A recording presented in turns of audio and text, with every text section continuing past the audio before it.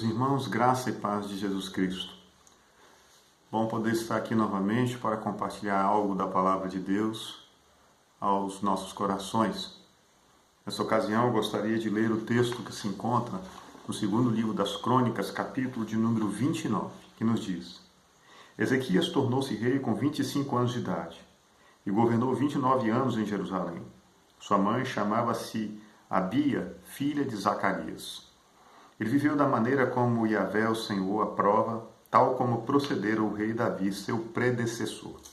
No primeiro ano do seu reinado, no primeiro mês, Ezequias mandou abrir as portas da casa de Yahvé, o Senhor, e as reformou.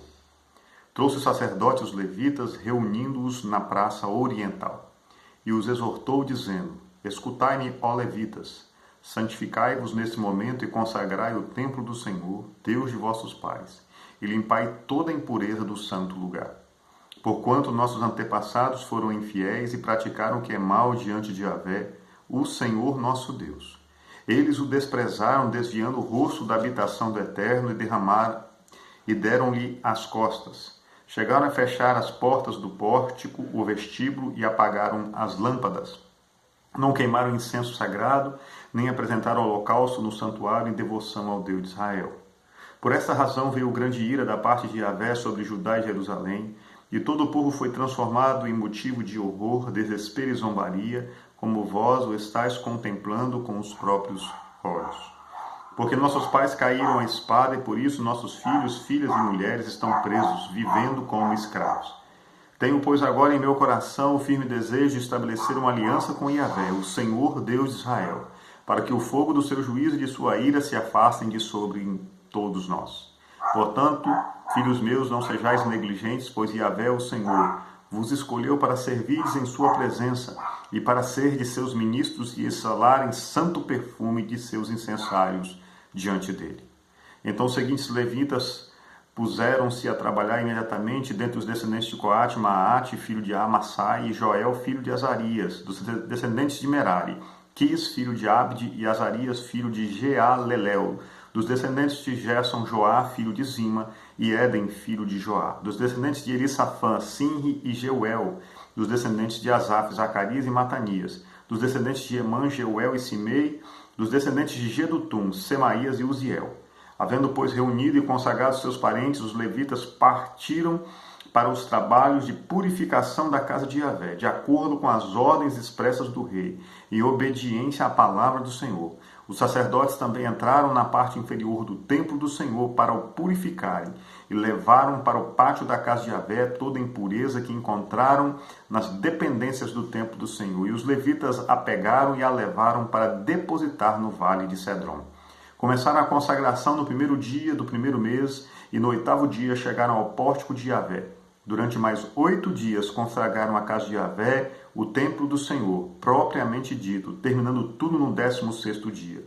Em seguida foram falar com o rei Ezequias e lhe prestaram o seguinte relatório: Acabamos de purificar toda a casa de Yahvé, o Senhor, como também o altar do sacrifício com todos os seus utensílios e a mesa dos pães da proposição, os pães consagrados com todos os seus utensílios. Da mesma forma, todos os objetos que o rei Acás, durante seu reinado, lançou fora na sua insensata transgressão. Já preparamos e santificamos, e eis que estão diante do altar de Yahvé, o Senhor. Vamos orar? Pai bendito, fala-nos por tua palavra, dispensa-nos a tua graça, ilumina-nos pelo teu Espírito. É a oração que te fazemos, Senhor, em nome de Jesus. Queridos, a Bíblia guarda para nós exemplos que vão nos edificar e vão construir a nossa vida. Quando o rei Ezequias, do texto que nós acabamos de ler, começou a reinar, o reino de Judá, o reino do sul, estava totalmente falido. Esse jovem rei havia herdado uma nação destruída por conta da impiedade, dos pecados do antigo rei e seu pai, o rei Acás. Judá estava sendo apertada pela opressão do Império Assírio, a lavoura estava destruída, a comida praticamente não existia, e o tesouro do reino estava falido. O exército desanimado e sem força nenhuma. Diante de um quadro tão assustador, a pergunta que surgia no coração daquele jovem rei era: por onde ele deveria começar para colocar o país nos eixos, na direção correta. E Ezequias começou pelo lugar certo. Ezequias começou pelo poder do céu. Buscou o Senhor de todo o coração. E aqui é uma grande lição para nós. O ambiente ao nosso redor não vai mudar, nossa vida não vai mudar se nós não começarmos pelo lugar certo. Na nossa vida é assim. Começamos a elaborar planos, a planejar e nada muitas vezes dá certo. Porque cometemos esse erro. O erro de começar por onde nós deveríamos terminar. Começamos com a ação, quando na verdade deveríamos começar pela oração. Ezequias nos ensina isso. Ezequias foi um homem cheio do Espírito Santo. Buscou ao Senhor. E só quando tomarmos a decisão também de sermos cheios do Espírito Santo, dando a Ele o controle da nossa vida, vivendo em total dependência do Senhor, é que a nossa vida começará a entrar nos eixos. Sem o poder do Espírito Santo, certamente as coisas continuam fora dos eixos, literalmente enterradas. Um exemplo claro da diferença entre você ser vazio e ser cheio do Espírito Santo são os discípulos de Jesus. É só você analisar a vida dos discípulos de Jesus.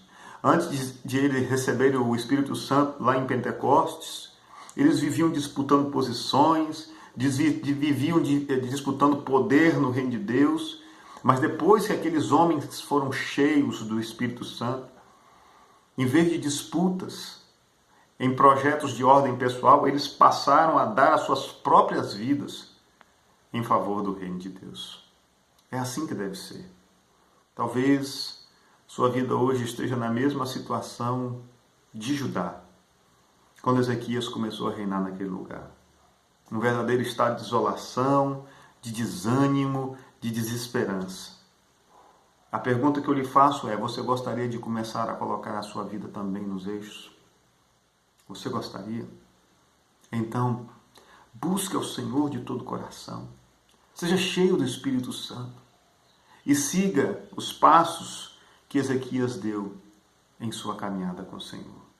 No verso de número 3, Ezequias dá uma ordem para que os levitas abram as portas do templo. E aqui está o primeiro passo: abra as portas do templo. Acais, o pai de Ezequias, havia interrompido o culto em Israel, o culto ao Senhor. O templo estava fechado. A nação estava gemendo, estava sofrendo, porque havia abandonado o verdadeiro Deus, ao Senhor, e estava colhendo as trágicas consequências de sua rebeldia e de sua incredulidade. O templo, naquele momento, era a sede da vida religiosa, da adoração ao Senhor em Judá. Era no templo que o judeu se encontrava para adorar a Deus e festejar ao Senhor. Mas o templo, naquele momento, estava fechado. E Acaz desprezou o templo, ele fechou o templo do Senhor por conta da sua idolatria.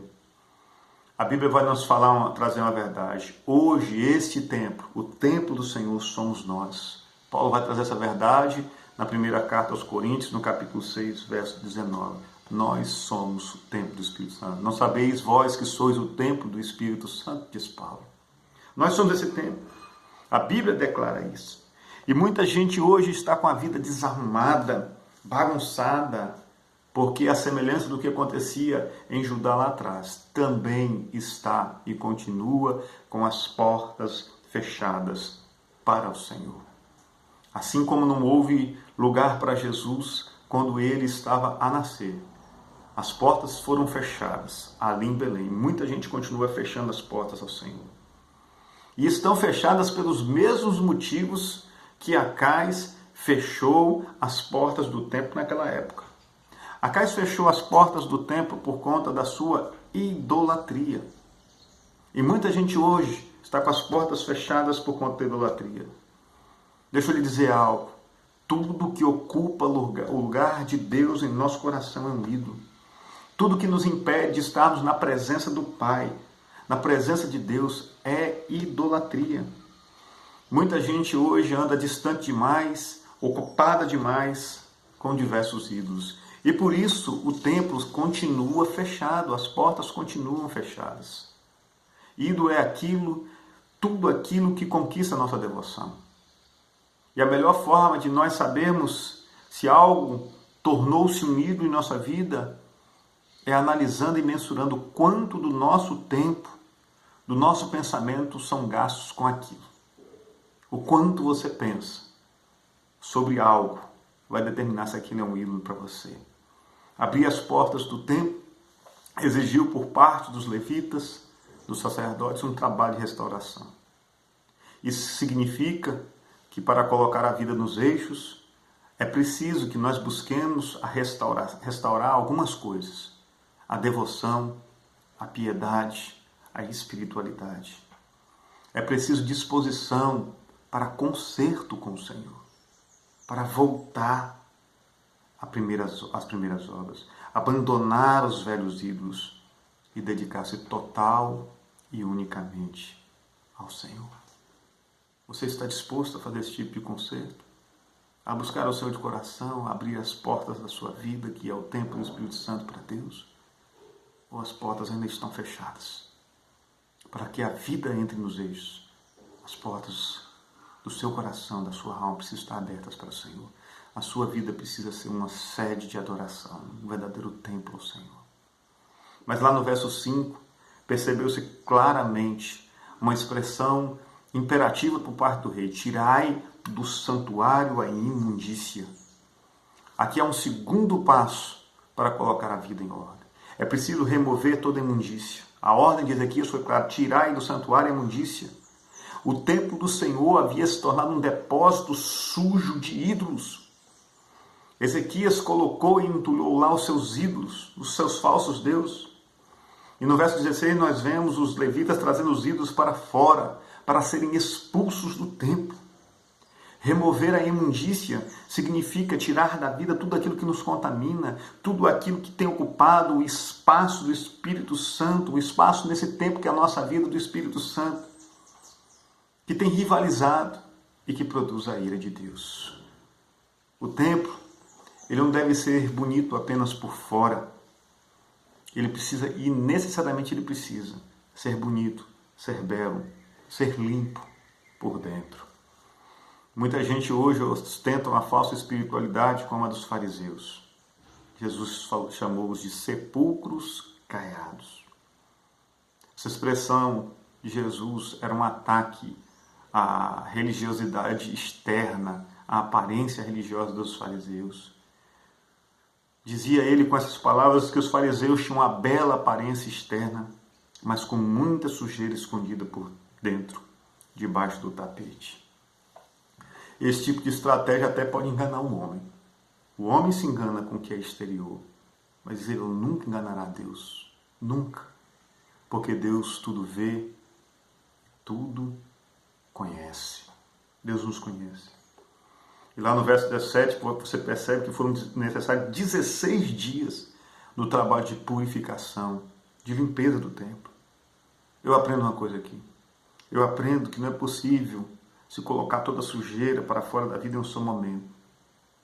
Por isso a santificação é um processo de separação do que é imundo, que vai exigir de nós esforço, dedicação e perseverança. O pecado ele nunca vai embora de forma rápida. Nunca. Ele é bem teimoso. Ele está aqui entranhado na nossa natureza. Não se dá por vencido. Nós só nos livraremos totalmente do pecado quando formos glorificados lá no céu. Aí sim. Enquanto aqui estivermos, ele vai teimar em nos vencer, em ser obstrução para a nossa vida. Pecado é como um boneco daqueles que as lojas normalmente usam, chamado de João Teimoso, aqueles bonecos cheios de ar por dentro, que você bate nele e ele sempre volta para a mesma posição e busca lhe afrontar. O pecado é assim, ele não se dá por vencido. E se você continua na leitura do texto, você vai perceber que o culto só foi restabelecido, lá no verso 20, após a purificação do templo. Após a purificação. Não existe, queridos, culto a Deus. Não existe verdadeiro culto ao Senhor quando a vida está suja. Pode haver liturgia. Pode haver encenação religiosa, mas culto de verdade ao Senhor não existe. Só existe culto de verdade, culto que agrada, quando não há conluio com o pecado, quando não há aliança com o pecado, quando se tiram as máscaras e se mostra verdadeiramente quem é diante de Deus, quando se faz uma faxina na alma. Por isso, para colocar a vida no eixo, é preciso remover toda a imundícia. Em outras palavras, tratar seriamente com o pecado. E Ezequias ele continua nesse processo de colocar a nação nos eixos, em ordem. E depois que ele faz já o que fez aqui, de remover a impureza, de abrir o templo, ele fez algo que era extremamente importante. Está lá no verso 7. Ele pede para que novamente as lâmpadas sejam acesas no templo. Acender o altar do Senhor. Queridos, as lâmpadas estavam apagadas. Ninguém mais queimava incenso. Não ofereciam sacrifícios e holocaustos ao Senhor. No tempo de Ezequias, o altar era um lugar físico, normalmente feito de pedras. Não é como hoje. E nesse lugar se ofereciam sacrifícios, queimava-se incenso. E ali havia lâmpadas acesas. E tudo isso estava apagado. Hoje o altar de Deus é o nosso coração, não mais um lugar de pedra, não mais um lugar físico, mas o nosso coração. É ali que Deus é honrado, glorificado ou desprezado. Muita gente anda com a vida fora dos eixos, sabe por quê? Porque o altar está apagado. O coração não arde mais pela presença do Senhor, não arde. A lâmpada do Espírito, que é aquela que nos ilumina, a presença do santificador, está apagada. Não existe mais o incenso da oração. Não. Está tudo simplesmente parado. Por conta disso, a vida está fora dos eixos. É preciso acender o altar. É preciso acender o altar, trazer novamente a devoção, a chama voltar a queimar, sacrifícios de louvores. Quando o altar não está aceso, a vida é caracterizada pela frieza espiritual. Quantos estão assim hoje? Com a vida fora dos eixos, porque o que determina a qualidade da sua vida, na verdade o que caracteriza a qualidade da sua vida é a frieza espiritual. É preciso retornar ao primeiro amor. A advertência que que Jesus fez através da revelação dada a João em Apocalipse, capítulo 2, verso 4, a mensagem à igreja de Éfeso, é uma mensagem à igreja de hoje, a cada um de nós. É preciso retornar ao primeiro amor. É preciso voltar. Não podemos apenas sermos zelosos da doutrina e descuidarmos, queridos, da devoção. Precisamos sim ter luz na mente, mas fogo no coração. Precisamos arder novamente diante do Senhor. Precisamos, como o profeta Elias, restaurar o altar do Senhor que estava em pedaços e pedir que Deus envie fogo dos céus e venha aquecer a nossa alma e venha aquecer a nossa fé. Porque vida nos eixos é vida iluminada, é vida com Jesus. Sabe por quê? Porque Jesus é a luz do mundo. Ele mesmo disse isso a respeito de si mesmo no Evangelho de João, capítulo 8, verso 12. A pergunta que eu lhe faço é: você é uma pessoa acesa? Você é uma pessoa iluminada? Tem a luz do Espírito na sua vida? Quando olham para você, você conseguem ver a luz de Jesus em sua vida? E para concluir, quando eu penso em Ezequias e eu penso num homem que foi responsável pelo grande avivamento espiritual na vida de Judá, quando eu penso nesse homem, eu penso num homem que colocou a nação nos eixos. Deixa eu dizer uma coisa a você: toda restauração espiritual passa necessariamente pelo exemplo, pela referência de retidão, de integridade, de temor a Deus. Passa pela referência de homens chamados por Deus para o exercício da liderança. Ezequias foi esse exemplo, e porque foi exemplo, antes de colocar a vida da nação nos eixos, colocou a sua própria vida no eixo para buscar o Senhor. Por isso, líderes têm papel fundamental na obra que Deus quer realizar na igreja, na família e na nação.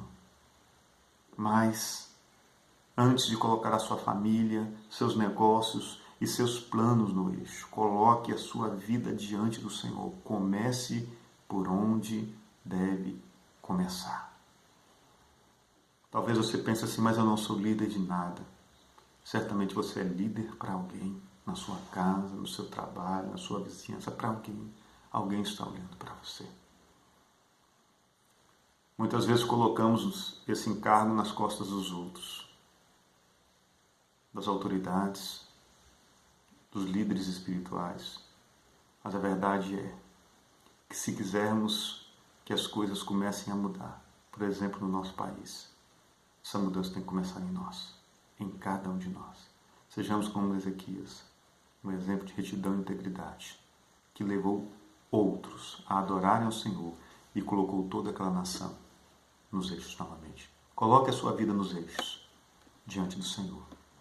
Essa é a minha oração por você, em nome de Jesus.